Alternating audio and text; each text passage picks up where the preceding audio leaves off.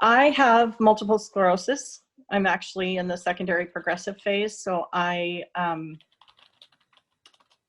on a medication to try and control that, and the medication actually wipes out my immune system.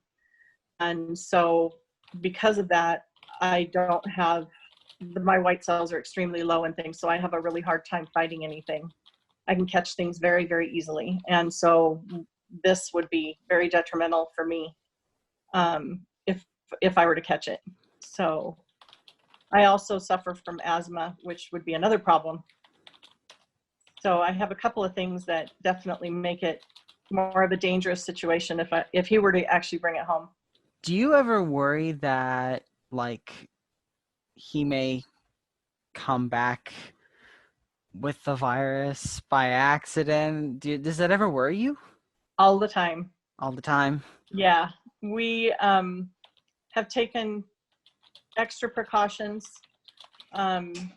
We have to have him take his scrubs off, and in the garage when he comes home, he has to spray all of his stuff down that he brings back and forth from the hospital with Lysol. He has to put his scrubs right into the washing machine. He has to wipe things down, like his lunch bag and his water bottle have to be disinfected and wiped down with wipes, disinfecting wipes.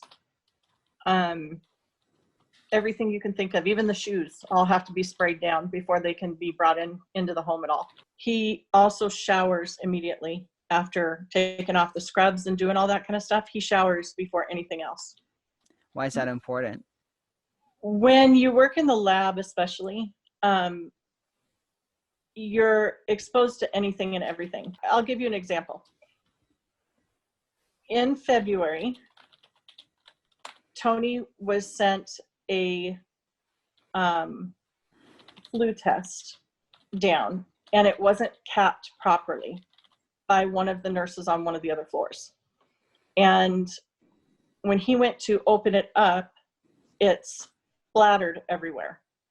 And even though he had protection on, those droplets from that flu test still ended up on him, and still ended up splashing under the guard and everything that he had.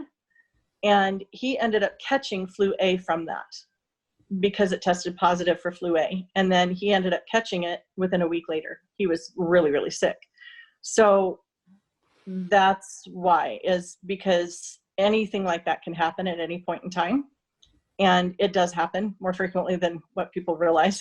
And so, and even just walking through a hospital, people can cough.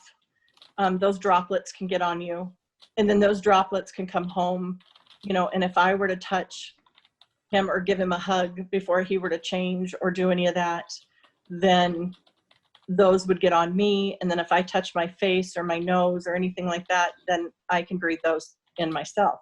So it's things like that that we have to protect from.